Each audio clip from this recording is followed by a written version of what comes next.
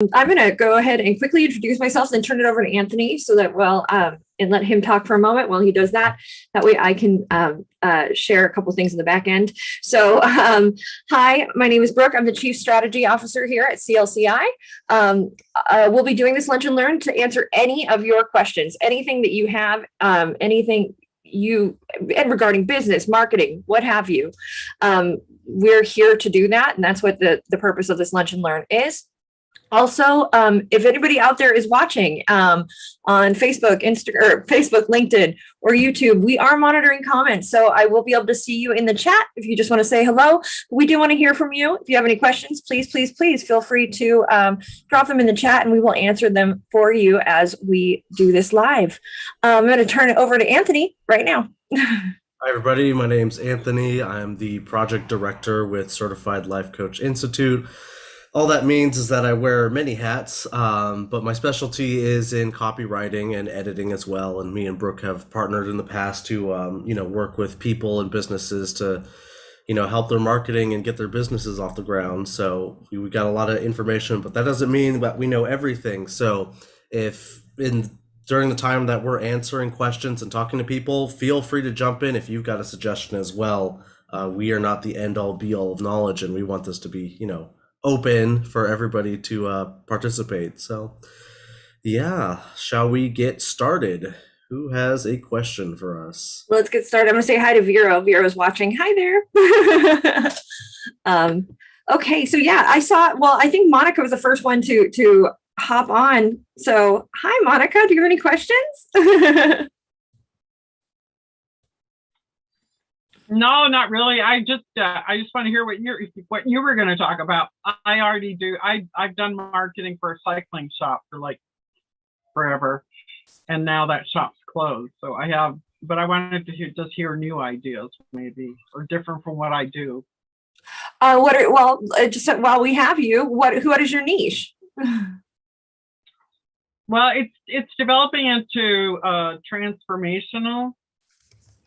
And I have started an Instagram. I designed my logo. I have done a couple of posts on Instagram so far. I haven't done it's just timing. I'm not afraid to do my landing page for my website, just haven't gotten around to it. So, and, but I used to post, I used to do all the, social media stuff, and I know the 80-20 rule for posting on social media and all that. I guess that's just where I'm at. If I could learn something new. Well, we have a question in the chat. If we want to help somebody out in the chat, we can. Our question is, any suggestions for marketing when you're coaching in 2 different languages? Translating everything gets a lot of extra work. Wondering if it would be worth it. So it's funny, I just recently met with a woman who was a translator, and she worked as a translator, but she was doing translating between between a consultant and the client. And we sort of had this conversation. She had just been certified as a coach. And I was like, well, if you're a coach, can't you offer your services to those folks and sort of just do that? So that translation piece is tough. My question for you is, are you working as a translator in this case, or are you working as a coach in this case, and somebody else is doing the translating? How exactly is that working? Because I can imagine there's a lot of, and even in talking to this woman with regard to, there's lost in translation. That saying exists for a reason. And what can happen is you lose a degree of trust when you have a translator there, which is interesting. So my question for you would be, are you serving exclusively as a translator, or is it that you're coaching like a couple, or maybe, well, I would hope a couple speaks the same language, but are you coaching 2 people who maybe don't speak the same language? I need to know more about your business. I was just going to go off the assumption, just like I'm a coach and I want to offer my services to, groups that speak 2 different languages. How do you even go about putting that on your website? Yeah, well, that's one of the things. It was funny. Even we've explored here at CLCI. We were talking about doing the class in another language, But there's a lot that comes with that. You realize that you have to have somebody that can answer phones and answer questions in that language. You have to have, while Google can translate websites and things like that, there's still a lot of elements that come into play with regard to even quality control in a different language. Because if I am sitting in a class and teaching somebody in English, but I don't speak the language that they're teaching in, it's really difficult for me as a human being to then be able to make sure what they're saying is in fact the same language or the same words that we would be using. That being said, there are some amazing transcription programs now that exist, even in Zoom, where they have plugins where you can have your content be translated to a number of languages, hundreds of them actually.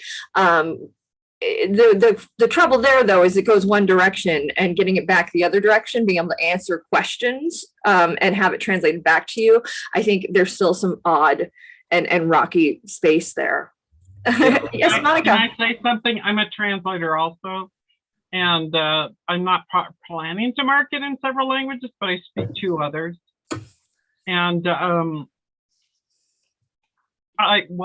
it's starting to slip away because I'm kind of tired, but the translation programs can make errors that are culturally off. And if you're a native speaker of one language, but maybe really, very fluent in the other. But so what I always use is an app called Lingua to see what's been written already. And you can kind of play around with different languages because it's picking up things that's already been out there and how it's been written. But yeah, I have a friend who's in the Democratic Republic of Congo, and she just puts her marketing up in 2 languages. Yeah, you kind of have to do that. You kind of have to have, or you have 2 different kinds you post twice. You have French, you have English. But also know that in doing that, you are dividing yourself. Yeah, you're dividing yourself. Yeah, it'll feel dividing. Yeah, mm-hmm. To me it would be. I mean, it's one of those situations too where me as a strategist, I would say, get one market really solid, whatever that is. And if that is your Spanish speaking client, if that is your she's specifically speaking in Spanish in the question that was asked, if that is your Spanish speaking client and they're the one that you, that's going to be your primary form of clientele, I would say master that, get that going and in such a solid place that then think about expanding. Right. Because it's dividing yourself. So you kind of want to get one a little bit with the wheels off where it's sort of running itself before you venture into another space, because it's literally halving your time at that point. And I see we have more faces. Hi guys. welcome. Awesome. So who would like to go next? Yeah, I see you, Heather. Hello, Heather. Hi, it's so nice to meet you. Nice to meet you. I just wanted to ask you, so I'm in sort of a unique position right now where I am a therapist and I'm making the change into the coaching space. I work for a big psychotherapy practice, and I'm now going to be the in-house life coach. And there is marketing built in already for my company, but they still want me to promote myself and do my own marketing. So any suggestions or ideas on, based on experience that you think would be helpful for me? So I just want to make sure I'm understanding you correctly. So you work for obviously a firm already, or a practice already, and you're going to be within the practice, the primary coach. Correct. But they still want you to market yourself. My first question would be, who is the client coming in through their doors? So we primarily we're in mental health. So I think I haven't figured out the niche yet. I mean, it's going to be broader, but the clients coming in the doors, people who want to work on self-esteem, manage their emotions, get from point A to point B. Well, and as you're sharing, I'm thinking it through. Okay, so you're working, we've talked about the difference between therapy. We talked about therapy coaching, where what point the coach role comes in.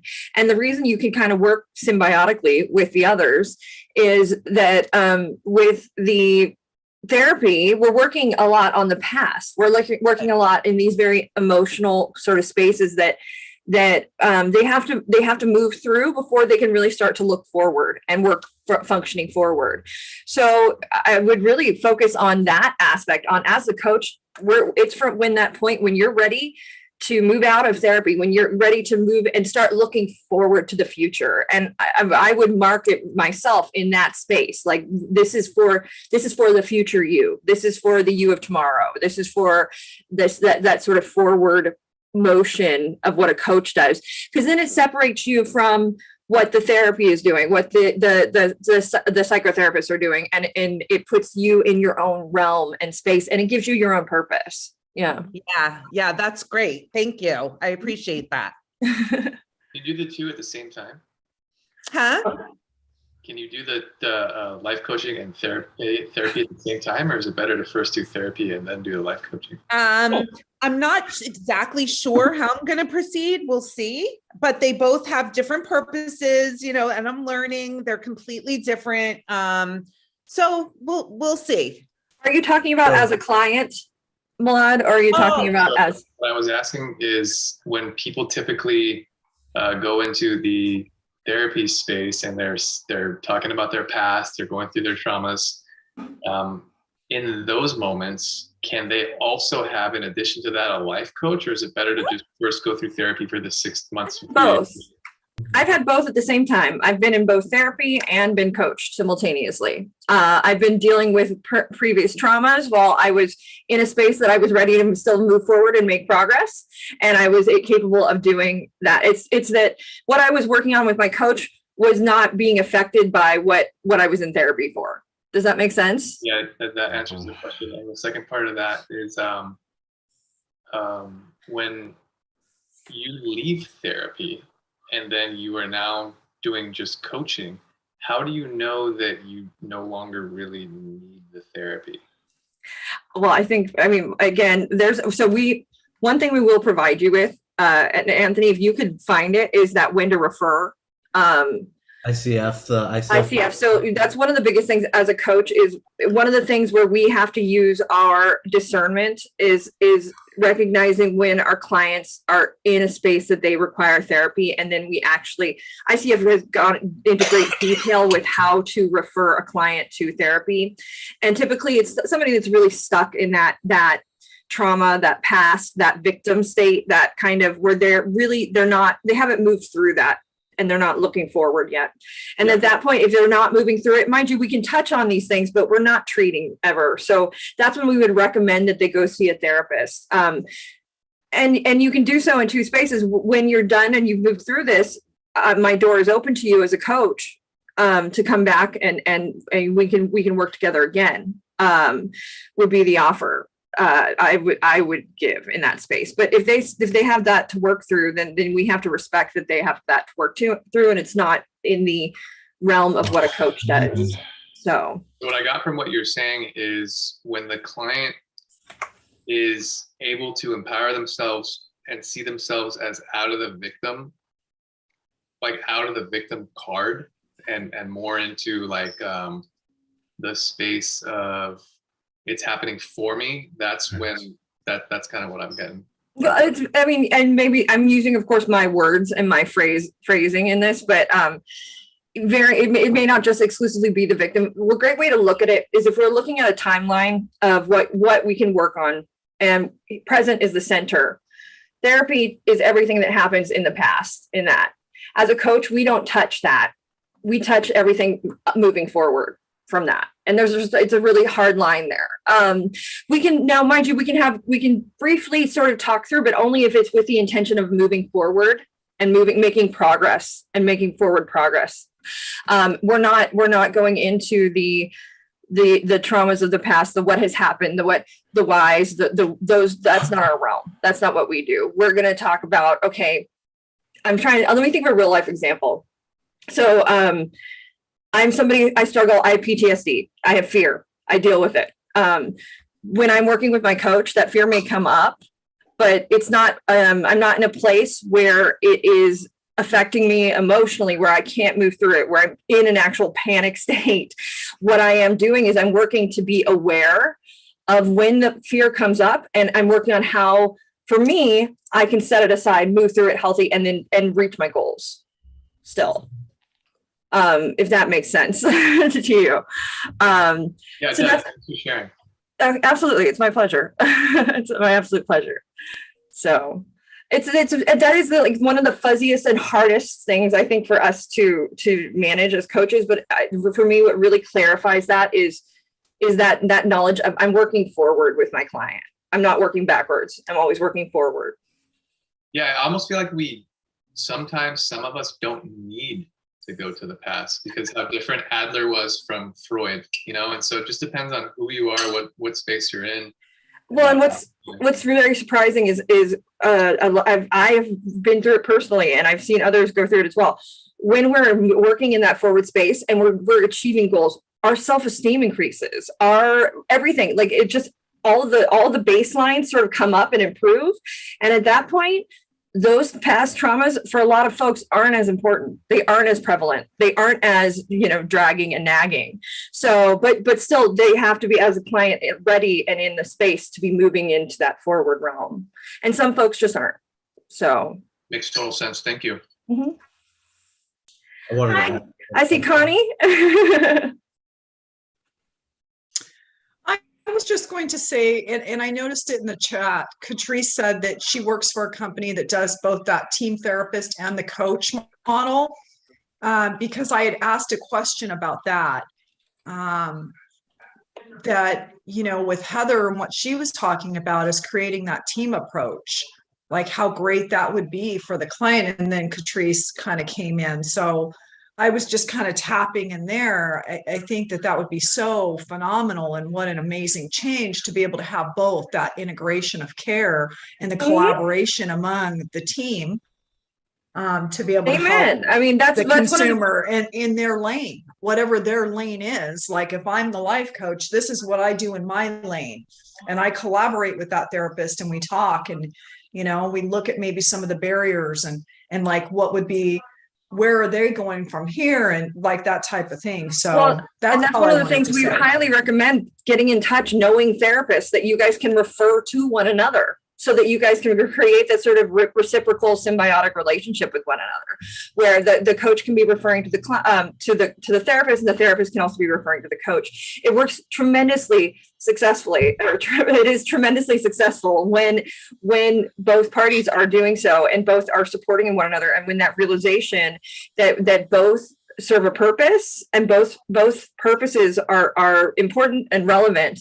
There is a bit of a stigma that still happens, which is funny, and so you have to find a progressive therapist, because there's still sometimes a stigma when it comes to therapists and what coaches do, and they don't fully understand what it is that coaches do. So when you find somebody that understands and gets it, and you're able to create that symbiotic relationship, that referring relationship, there's a lot of wonderful results that can happen for the client and also for you, the business owner, so as well. So absolutely.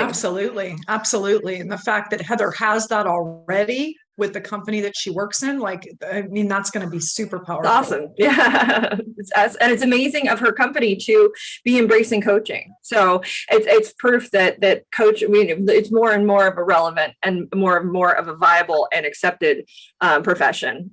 So, mm-hmm. Yeah, Rebecca, you got your hand raised.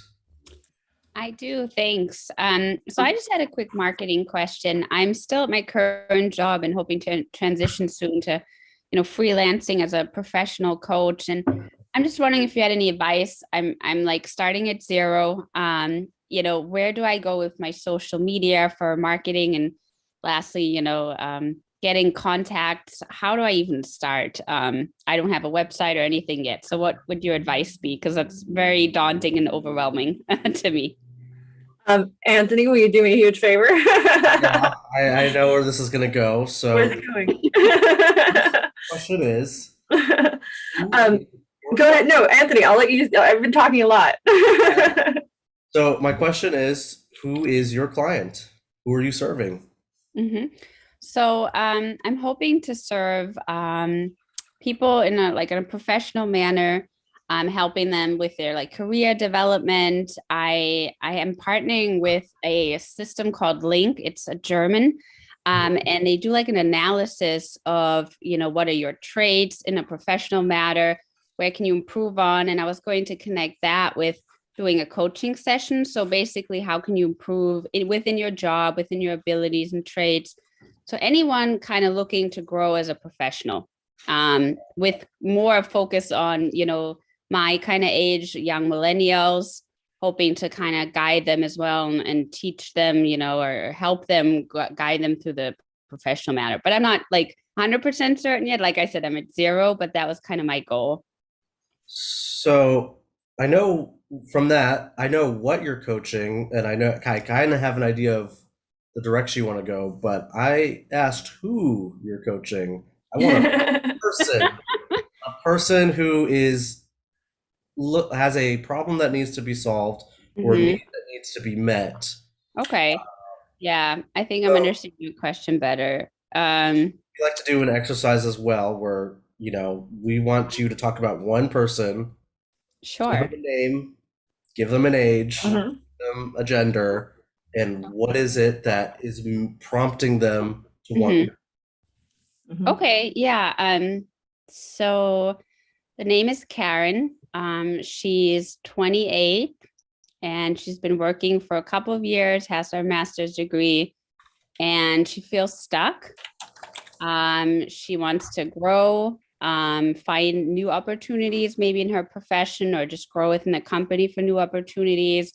Doesn't seem to get that. And she's not like 100% confident about herself. She's not sure where she could go, what she could do, and doesn't like fully believe in her skills yet. And she's just looking for some advice where to go from that point, like what to do, even to maybe break out into different industry, or to talk to a boss and hone in some more skills to go into that next step into management.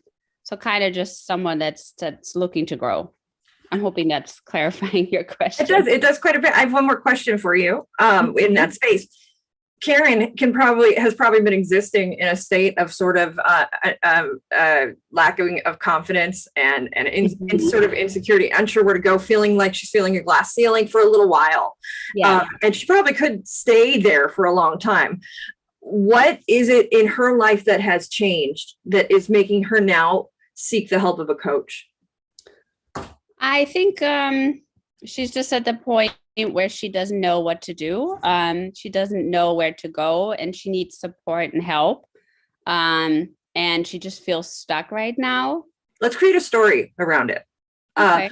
What specifically has her going, okay, this is the last straw. Like, this is the last straw. This is clearly I'm not going anywhere. Something's happened. Is it somebody just got promoted over her? Is it, what could have happened in her life? Yeah, so she applied for a position and she's already been doing the job pretty much, but she wants it to be official and take that next step, into that management position. And she applied and like she put all her energy into it for the last 3 years, looking like that's my goal. And then basically they're saying, well, we don't have that position right now, or it's no longer available. Sorry, try again. Or even worse, they gave it to somebody else. Exactly. Oh man, that would make me mad. But right there, that's okay. So that would make me so mad, right? In that situation, it would make me so angry. So what is she saying? What is she pissed off? Like, what words are going through her head? I think it's she's frustrated, and she's like, is it me? Am I not good enough? Or is it, am I not the right fit in this culture? Maybe it's me, or maybe it's them. Maybe I'm not growing with them anymore, or they're not supporting me for some reason. Okay. So what would you say to her? I mean, as a coach, or just as like a friend? Not in this case. In this case, you are breaking all coaching rules. You are giving advice. Okay. Yeah, I can relate because it's kind of like my story, but I would just like say it's okay to feel lost or, to feel like you don't have a plan. And it's all right. Like just being aware of that is kind of the first step. I know like you're in a comfort zone right now, So hold on before you go any further, like that right there. I got goosebumps from it. Because that's what your marketing is. So that right there is what your marketing is. You've already taken the first step. It's okay if you don't have a clear plan. Okay. These are like the things right now you're speaking their language. So that's what the kind of things you're going to speak, how you're going to speak to her. Now, if this is you at an earlier age, where were you at? Where can you find you of then? What are you doing and where are you? I'm not sure if I'm understanding your question. Can you rephrase it? So where can you find Karen? Yeah. Where can you find Karen? Where can you put your message out to her? Oh, okay. Okay. That's a good question. I mean, I think at that age, she would be on social media. Which one? Get specific. Okay. That's a good question. Maybe Facebook. Okay. Stop there. Stop there. Okay. Because like you said, it's very overwhelming. It's very overwhelming, right? So I'm just going to say, stop there. That's where you start. Okay. Everything else, we set everything else aside. Okay. That can all wait till you get Facebook squared away. But let's get Facebook up and going, because that's where she is. Okay. Does that make sense? Everything else you can just sort of put the blinders up on and then just focus on that and get that solid and in a good place. Okay. If she finds you on Facebook, I have one more question for you. If she finds you on Facebook, how does she book your services? Yeah, so I'm kind of thinking two things. One is like she would go on the website and she would want to see who am I, what are my references, but also I feel like word of mouth, she would be asking around, like, do you know this person? Do you have experience with this person? She might just message you on Facebook too. Yeah. Just like direct messaging, to ask question. So you've answered your questions. Where do we start? We are to start with Facebook. Mm-hmm. We start with a website, probably too, a landing page or something where she can go ahead and get more information about you. Mm-hmm. Everything else, blinders up. And then you start getting reviews and testimonials. Okay. Right? So there you go. That's where you start. Everything else, just set it aside. Okay. And so you mentioned like the marketing, like the messaging of what I'm what I want to do is about how they feel, right? Like it's okay to feel lost. You took your first step. You're talking to her. Yeah. Remember that everything you do is for her. Your website is for her. Because she's the one that's going to use it, right? Not you. She's the one that's going to use it. So your website is for Karen. Your wording is for Karen. Okay. Everything you're doing is for Karen. So what does Karen need? What does Karen want? What does Karen need to hear? And that's the question you're always asking yourself as you're making your choices in your marketing. Okay. And sorry, just the last question is, isn't that a little bit dangerous though? Because then you're focusing just on Karen and not kind of other people. You're excluding. No. Well, first I'm going to use my one example and then I'll let Anthony fill in. We're also going to drop an article for you in that will help you with this a lot as well. Okay. If Karen is 1 in a million, there are 7,100 and I think like 68 of her out there in the world. Okay. I have never met a coach that has 7,168 clients ever. Also, you may be speaking directly to Karen, but Karen is not 1 in a million. We are whole people. We all will relate on some level. There's going to be something that connects with us. But the big difference is if I'm generic, actually, Anthony, do you want to share this? I'll let you do this part. You're generic, the message becomes generic and it becomes, just sort of in the attempt to appease everybody, nobody's interested. And we use this metaphor sometimes. It's like, would you rather go to a buffet or the best tailored 5-star restaurant to what you want at that moment? Okay. Most people are going to want to go to what's tailored to them, especially when you're talking about their pain points and the benefits of coaching and how you can help them with their specific problems. Yeah. So I have a rare disease in my left leg. And when I got it, I went to not specialists at first, and I went to general, that they couldn't answer my questions. And I realized very quickly I needed to find somebody who had worked with my condition, and they knew what to do, and they knew the next steps. And that's 1 in 2 million, literally. That's specific. He has tons of work. He's got clients coming out of his door, even with that. But I needed to trust that this person could help me and what I needed, and could help me with my problem. And the same thing has to happen for Karen. Yeah. Thank you so much to both of you. Great. And then I also dropped an article me and Brooke co-wrote called What, Why, and How to Niche as Coaches. In my personal biased opinion, it's a very good article. And it really dives into that focusing in and all of that. Mm-hmm. Kat, you've had your hand raised for a little while. Hi there, thanks. So I am a therapist, and I've had an interesting experience with both my supervisor and the attorney that helps guide my practice here in the state of Colorado. And that bias you guys were talking about earlier, the kind of, I definitely got that vibe from them. There was sort of this visceral, you're going to do what? You need to make sure they're completely separate. You need a separate not just portal, but you need a separate website. And they kind of flipped out on me a little bit. And I had to kind of step back and go, okay, hang on. I do understand the differences between life coaching and therapy. And I understand it's a fine line to walk, and I'm going to have to be careful of that. But having said that, other than the fact that maybe I need to find a new supervisor, obviously on Psychology Today, but aside from that, I just feel, how do I distinguish? I mean, obviously I'm going to have, my plan is on my website to have an explanation of what therapy does and what life coaching does, how they're different. And because basically the way my paperwork's written up, people can choose to be one or the other. They cannot be both, nor can they cross over once they've been in one or the other. So that's how it's set up. And given those limitations, that's where she's like, well, I think it's very muddled and confusing. If they see you on Psychology Today and see that you're a life coach as well, you're just muddling your picture from a therapy standpoint. So just wondered what your thoughts were on that. And is there a database similar to Psychology Today for life coaches?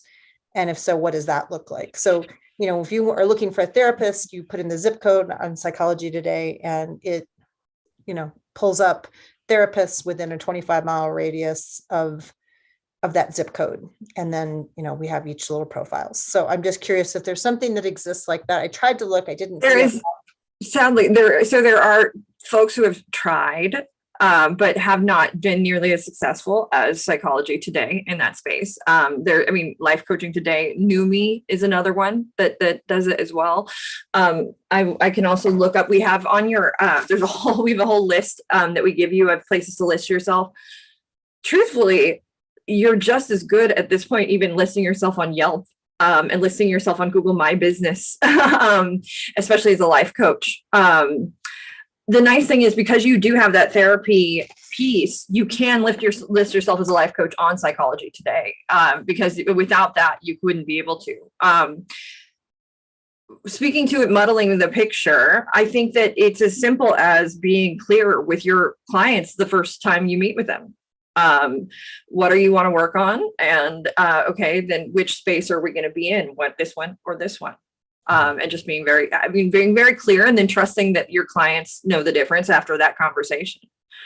So being clear that you are a licensed therapist as well, and that you offer these two services. Me and Brooke recently looked over a case study, some court thing where a therapist or a psychiatrist, I can't remember, left out that they had those qualifications and they were offering life coaching. Now, they were doing other stuff too that was very unethical, but in that life coaching service, the client didn't know that they were also a therapist, and they were doing therapy inside the life coaching space, and they got a lot in trouble because they were mixing up the coach-client relationship and the therapist and client relationship, and they were also, I think, having a romantic relationship. But one of the It's like every level of wrong. Every level of wrong. One of the main that came up was that they did not make it clear to their client that they were a therapist or a licensed professional. I can't remember which one. And they even had the training they left out completely. Yeah, which you just can't do that. So listing that both on Psychology Today does work in your benefit, because it lets everybody know, like, this is what you know, and these are the differences between these services. And it provides a level of transparency that will help you. And also within the space too, I think it also grants you permission to be able to understand what the client needs and recommend, I guess. I think that we need to begin in this therapy space. This is where we're going to be and be working in. And this is where the coaching space, and you can sort of draw that line very hard for yourself, that boundary, and just be very clear up front with them. But I would say I would definitely need that very clarifying first sort of meeting with them, which we recommend every single coach does from square one. This is what coaching is. This is what coaching isn't. This is what, and have that conversation with your client. I know that we even did a staff student coaching program not too long ago, and many of our students who should know better were in there wanting us to be consultants, and I had to draw a hard line with each of them. No, this is a coaching space, and we're doing coaching in this space, and it will only be coaching in this space. And just having that conversation was so critical. So also, I apologize that your supervisor and your referring lawyer gave you such a hard time. Anthony can speak to that a little bit. He has a friend who apparently was a therapist, right? And said that they actively recommend or actively campaign against life coaches. That was fundamentally, they didn't understand what life coaching was, especially when we're talking about the ICF model of coaching. People have all sorts of opinions what coaching is. They really think it's glorified advising or subpar therapy, which is not the case. It's something that's separate. So really clarifying the differences is incredibly important, and educating as well. And also, whatever we're saying and whatever contracts are drawn up and, between the coach client or therapy client, get that looked at by a lawyer. Mm-hmm. Just make sure it's, very clear for whatever your state says needs to be clear on the differences and what you can offer. Because me and Brooke will give a lot of advice and ideas, but the lawyer knows the law best, and how that should be worded when you get down to the brass and taxes of making a coach-client agreement and saying in legal wording what coaching is and what it can do. And also, I'm pulling up right now the congratulations email that we send out to all of our students after level 1. And in that, at the bottom, is a pretty comprehensive list of places that you can list yourself as a coach that are databases essentially for coaching. So there's nobody that's been as successful as Psychology Today. I will say that hands down. It just doesn't exist out there yet. But there are lots of folks. I've actually spoken to a couple of women that are trying to do that. Actually, a therapist and a life coach working together that are trying to create a database. So it just doesn't exist yet. We're still new enough that doesn't exist, but I'm sure it will, and it will build out. That you can also, once you are an ICF though, list yourself as an ICF accredited coach. I think you will automatically be listed as a member, and then as a coach once you get your ACC too.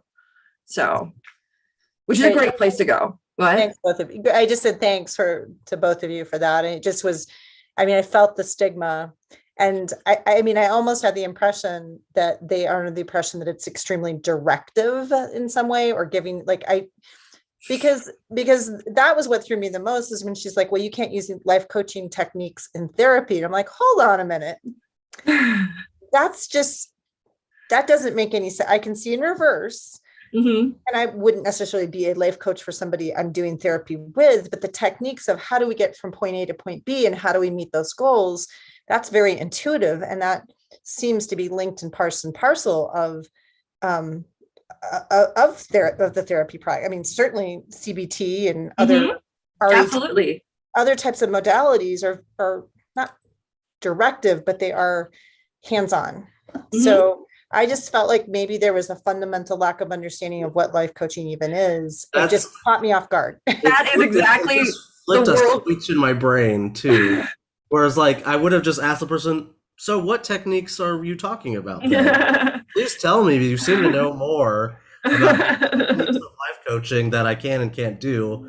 But stepping aside, because they're your supervisor and it's also your lawyer, you know, have that conversation where, okay, like what techniques are you talking about then? So we can be very clear. And then if there's a misunderstanding on the part of what techniques, because it's have them take our class. They really just send them through. Because you're essentially, you're just like, are you not allowed to ask questions then to your client? Well, what's funny is we've had other folks who've had similar, and I think we had a previous student, this was from a while ago, and she said, I'm handing the book to my boss because the boss, she just was not having an understanding of what coaching was. And so she's like, I'm just giving it to her and in the hopes that she sort of gets what this is. And you've really tapped into one of the fundamental struggles of life coaching. And it's that people have no idea what life coaching is. They really don't. They even your clients are going to walk through the door and expect to be told what to do. And that's not what we do. And so it really takes somebody who has a much more intimate knowledge of what life coaching is. So, before we thank you so much, Kat, I appreciate you. And I appreciate your not only insight, but you sharing, that, and it tapped into something that drives me nuts about this profession. And it's like, I've been trying to figure out how to get people to know for so long. Monica, your hand is up. Hello. Hello again. Did I do it? Okay. I'm experienced in marketing with Instagram and Twitter and Facebook, but I was on a 3-way phone call, and it turns out that the woman of this other that we were talking to, she started telling me she's a life coach and she gets all her clients on TikTok. So. I just wanted to hear your opinion on TikTok. Oh, that's Anthony's realm for sure. I love it. Right there. So, I wanted to get back to Heather really quickly in the chat. Yeah. Sample the coaching client agreement. It's in your level 1 ebook. I don't have it And on also, right now. it's another thing that we email out in our level 1 thank you email. So I will resend. I'm going to drop a link to one of those thank you emails in the chat, so that way you guys all have that information, both Kat and Thank everyone. you so much. Oh, and Joe I think just dropped it in the chat. Oh, thank you, Joe. Thank you. There it is. In regards to TikTok, really quickly, for some reason, and I could very clearly curate my TikTok where it's just like the worst sense of humor. Because I do life coaching stuff, sometimes life coaching TikToks will filter their way into my For You page. And I've seen, and me and Brooke have looked through this too, some coaches are very successful and they'll do like 15-second videos where they're just like, here's 5 things about like why you should do this, whatever. But they'll get tens of thousands of views. And then at the very top of their TikTok is a link tree. And then you click on that and that links to all of their services. Everything else, yeah. Their landing page. And that's the marketing funnel essentially, where you are interested in their stuff, you click it or you like it and you get to see more of them. You go to their link tree or their landing page and then you see the services right in front of you. Big giant warning about social media and social media marketing. Mind it works. It's fantastic. We're doing it right now. Be aware. Converting people from free content to paid content can be difficult. And it takes some time and it takes some offering and it takes some giving and it takes some stepping people up slowly usually. Unless there's something very specific they need you for, or unless they trust you, and typically they've been following you for a long time. It's not typically a snap dash kind of thing. It takes time. because everybody's getting to get your advice, get your stuff. They're used to it for free. It's only when something really happens in their life that they realize they really need you that they're going to come over. So that funnel's a longer funnel. So be patient with it, be understanding with it, and be generous. Specific with TikTok as well. You can target and promote your posts the same way you can do with other social medias, where if you've got your target audience in mind, you can pay the advertising fee or whatever and narrow down that audience so it's only going out to people who you think will eventually convert to follow you or be clients. I have to quickly say something. I told Stacy in our chat a while ago, and I'm sorry, Stacy, for ignoring you. She is a personal trainer and a life coach, and she's wondering how to manage that and manage that transition. I'm going to ask Mike if he can, once he's done with this class, to answer her question in the Facebook chat for us, because Mike is the same. So he has probably got some great expertise within that realm.